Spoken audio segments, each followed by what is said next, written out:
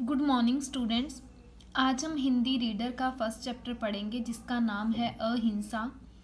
अहिंसा का अर्थ होता है किसी जीव या मनुष्य को ना मारना, अपने कर्मों से, अपने वचन से, मन से किसी को दुखी ना करना।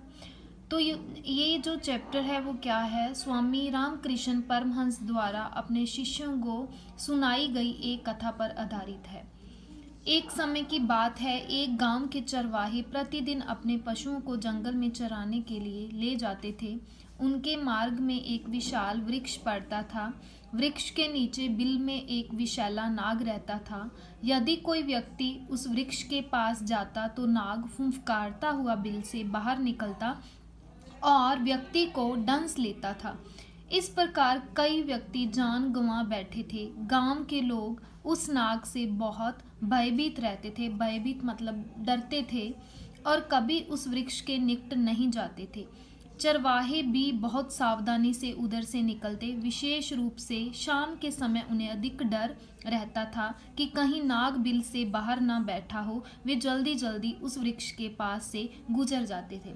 तो क्या वो कह रहा है इसके अंदर कि एक समय की बात है कि जो गांव के चरवाहे जो पशुओं को चराने के लिए लेके जाते हैं, जंगल में चराने के लिए लेके जाते थे, लेकिन क्या था, रास्ते के अंदर एक बहुत बड़ा वृक्ष आता था। वृक्ष के नीचे एक नाग रहता था। जब भी कोई वहां से जाता था नाग उसको डंस लेता था। ऐसे बहुत सारे लोगों की जान जा चुकी थी।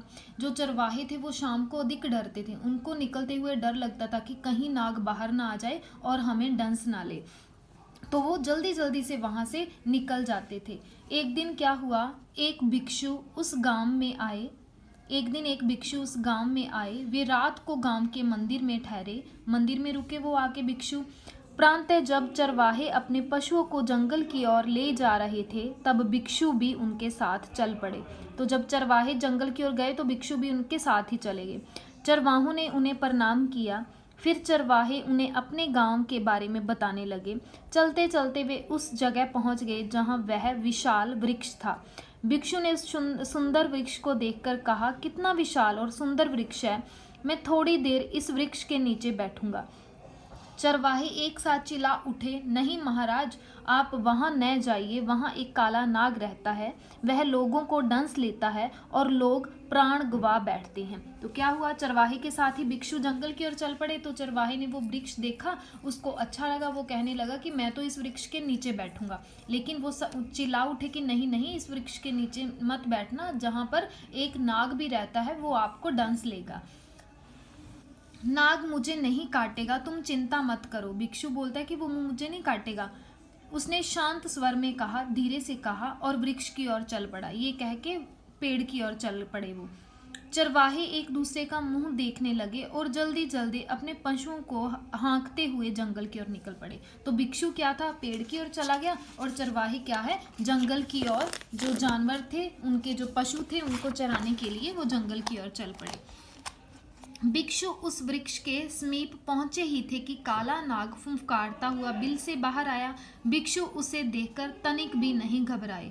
उन्होंने किसी मंत्र का उच्चारण किया। उस ध्वनि को सुनते ही नाग शांत हो गया। तो क्या है, जैसे ही वो भिक्षु पेड़ के पास गया तो नाग क्या था, बाहर आ गया। लेकिन उसने मुंह से किसी मंत्र का जाप किया और उसको सुन के क्या है, जो नाग क्या है, शांत हो गया। उसने अपना फन झुका लिया और सिमट कर एक और बैठ गया। जो उसका नाक का फन था उसने उसको झुका लिया। भिक्षु ने कहा, मैं इस वृक्ष के नीचे बैठकर ध्यान लगाऊंगा, देखना मेरे ध्यान में किसी प्रकार की बाधा न पड़े।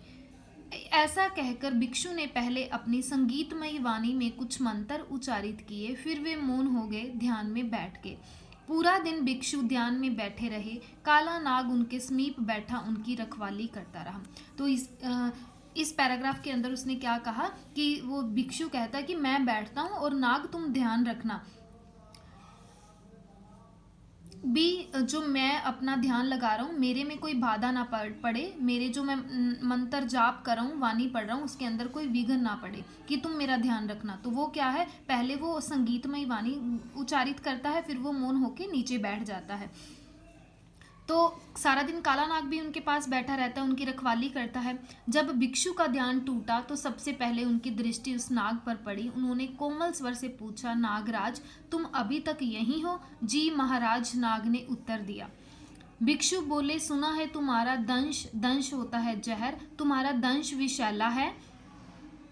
दंश होता है, सॉरी, डंक, मतलब जो डसता है ना, तुम्हारा, मैंने सुना है कि तुम्हारा दंश होता है डंक, तुम्हारा डंक विषैला है, तुम्हारे दंश से लोग मर जाते हैं, जब तुम डसते हो लोग मर जाते हैं। जी महाराज, वो नाग कहता है कि जी महाराज ऐसा ही है। क्या तुम्हें नहीं लगता कि तुम्हें क्रोध नहीं करना चाहिए? क्रोध मतलब गुस्सा, गुस्सा नहीं करना चाहिए। तो वो बोलता है, मैं अपने क्रोध पर नियंत्रण मतलब काबू करना चाहता हूँ महाराज, लेकिन कर नहीं पाता। गुस्सा कंट्रोल करना चाहता हूँ लेकिन कर नहीं पाता। यदि तुम मन से ऐसा चाहते हो तो अवश्य कर सकोगे। मैं तुम्हें एक मंत्र देता हूँ, तुम इस मंत्र का जाप करते रहोगे तो तुम्हारा मन शांत रहेगा।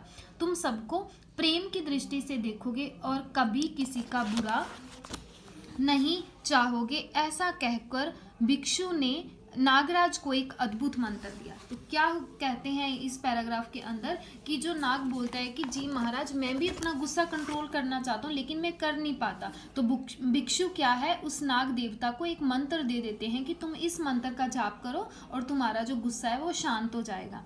नाग अपने बिल में जाकर उस मंत्र का जाप करने लगा। तब तक शाम हो गई। चरवाहे अपने पशुओं को लेकर जंगल से लौटने लगे। वे दिन भर उस भिक्षु और नाग के बारे में ही सोचते और बातें करते रहे। इस समय वे यह जानने के लिए बहुत उत्सुक होता है उतावले, कि भिक्षु के साथ क्या घटना घटी है। तो क्या हुआ, वो तो चरवाहे भिक्षु को छोड़कर चले गए थे, तो वो जंगल में जाकर भी भिक्षु के बारे में सोचते रहे। भी पता नहीं वो नाग वहां पे रहता है और भिक्षु पेड़ के पास गया है, उसके साथ क्या हुआ होगा। ठीक है, तो जैसे ही वे वृक्ष के पास पहुंचे, भिक्षु का सकुशल मतलब बिल्कुल सही देखकर उन्हें बहुत आश्चर्य हुआ। आश्चर्य होता है हैरानी हुई, और साथ ही बहुत प्रसन्नता हुई। वो खुश भी हुए और हैरान भी हुए। वे दौड़कर भिक्षु के पास पहुंचे। तब भिक्षु ने मुस्कुराते हुए कहा, नाग ने मुझे नहीं डंसा, कि नाग ने तो मुझे कुछ कहा ही नहीं, अब वह किसी को नहीं डसेगा। तुम लोग निर्भय होता है बिना डरे हुए होकर इस वृक्ष के पास आ जा सकते हो। अब वो किसी को नहीं डसेगा, तुम आसानी से यहाँ से जा सकते हो। चरवाहों को पहले तो विश्वास ही नहीं हुआ कि ऐसा भी कभी हो सकता है। फिर वो प्रसन्नता पूर्वक गांव की ओर चल पड़े। पहले तो उनको बिल्कुल ही विश्वास ही नहीं हुआ, लेकिन फिर वो खुश होकर गांव की ओर चले गए। धीरे धीरे गांव वालों और उन चरवाहों के मन से नाग का भय निकल गया। अब चरवाहे उस मार्ग से गुजरते तो प्राय काला नाग वहां दिखाई पड़ जाता। कभी कभी तो वे नाग पर पत्थर फेंकते, तब भी नाग क्रोध नहीं करता था। एक दिन तो चरवाहे लड़कों ने नाग पर बहुत पत्थर मारे। वह लहूलुहान हो गया, उसका शरीर पीड़ा से हिल जाता, लेकिन वह लड़कों को कुछ ना कहता। तो क्या हुआ कि अब नाग से जो लोगों का डर था वो निकल गया, लेकिन लोग उस पर पत्थर मारते। एक दिन एक चरवाहे ने उस पर बहुत पत्थर मारे, उसका खून भी निकल पड़ा, लेकिन फिर भी वो उसकी बॉडी में जो क्या था, उसको पीड़ा हो रही थी, दर्द हो रहा था, लेकिन फिर भी उसने लड़कों को कुछ नहीं कहा। फिर तो एक शैतान लड़के ने उस नाग के पास जाकर उसकी पूंछ पकड़कर उसे उठा ही लिया और हवा में गोल गोल घुमाकर ऐसा पटका कि बेचारा नाग अधमरा सा हो गया। लड़के चिल्लाए, मर गया, काला नाग मर गया, और हंसते हुए वहां से चले गए। तो क्या क्या, एक दिन तो उसको पकड़ के घुमा ही दिया, लेकिन अधमरा सा हो गया, और लड़के बोलने लगे कि नाग मर गया। लड़कों की इस निर्दयता से नाग को बहुत कष्ट हुआ, लेकिन उसने क्रोध नहीं किया। रात को धीरे धीरे रेंगते हुए वह अपने बिल में चला गया और कई दिन तक बिना कुछ खाए वहीं पड़ा रहा। धीरे धीरे उसके घाव तो बढ़ गए, लेकिन वह बहुत कमजोर हो गया। क्या किया, वो धीरे धीरे उसके इतने पत्थर मारे, वो मतलब उसके क्या हुए, चोटें लगी, लेकिन वो धीरे धीरे फिर भी अपने बिल की ओर चला गया। उस बिल के अंदर ही रहा। उसने कई दिन तक कुछ नहीं खाया। उसके जख्म तो ठीक हो गए, लेकिन क्या हुआ, वो उसने खाया नहीं, तो वो बहुत ज़्यादा कमज़ोर हो गया। अब वह केवल रात के समय ही बाहर निकलता, खाने के लिए कुछ ढूंढता, जो कुछ मिलता वह खाकर वापस बिल में लौट जाता। काफ़ी समय बीत जाने पर एक बार पुनः वही भिक्षु उस गांव में आए। चरवाहों ने उन्हें देखा तो दौड़कर उनके पास पहुंचे और बताया कि काला नाग मर गया, अब हमें नाग से कोई भय नहीं है। तो क्या हुआ, कुछ समय के बाद वही भिक्षु दोबारा आए, तो सारे गांव वाले उसके पास चले गए भी, अब तो वो नाग मर गया और अब हमें उसका कोई डर नहीं है। क्या, वो भिक्षु बोलते कि क्या नाग मर गया? भिक्षु ने आश्चर्य से पूछा, बड़ी हैरानी से पूछा कि नाग मर गया। वे तेजी से उस वृक्ष की ओर गए। नाग के बिल के पास जाकर भिक्षु ने पुकारा, नागराज कहाँ हो, बाहर आओ। तो क्या किया, पेड़ के पास गए और उसको बुलाया कि नागराज तुम बाहर आओ। नाग बिल से बाहर निकला, भिक्षु को प्रणाम किया। भिक्षु को यह देखकर बहुत दुख हुआ कि नाग बहुत दुबला हो गया, दुबला मतलब वीक और पतला हो गया। उन्होंने पूछा कैसे हो बच्चे? अच्छा हूँ महाराज। तो नाग क्या कहता है कि मैं अच्छा हूँ।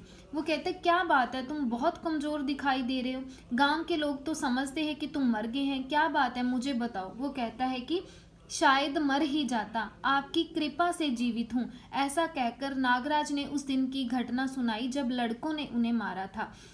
सुनकर भिक्षु को भी बहुत दुख हुआ। उन्होंने कहा लड़कों ने तुम्हें इतना मारा फिर भी तुम चुपचाप सहते रहे, विरोध क्यों नहीं किया?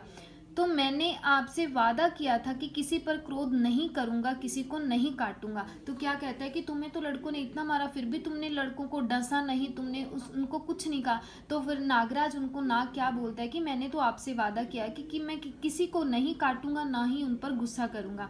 हाँ मैंने तुम्हें अहिंसा का पाठ पढ़ाया, लेकिन अपनी रक्षा के लिए तुम फुंफकार तो सकते हो। भिक्षु क्या कहते कि हाँ मैंने तुम्हें अहिंसा का पाठ पढ़ाया, अभी किसी पर क्रोध नहीं होना, किसी को काटना नहीं है, लेकिन खुद की रक्षा के लिए तुम फुंफकार तो सकते हो। आपका कहना उचित है, आगे से ऐसा ही करूंगा, नाग ने कहा। भिक्षु ने उसे आशीर्वाद दिया और वहां से चले गए। तो क्या कहा उसने, नाग ने कहा कि हाँ आपका कहना ठीक है, मैं उनको फुंफकार तो सकता हूँ, आगे से ऐसा ही करूँगा। और भिक्षु ने आशीर्वाद दिया और वहाँ से चले गए। तो ये था आपका अहिंसा सेकंड चैप्टर कंप्लीट हो चुका है। Thank you.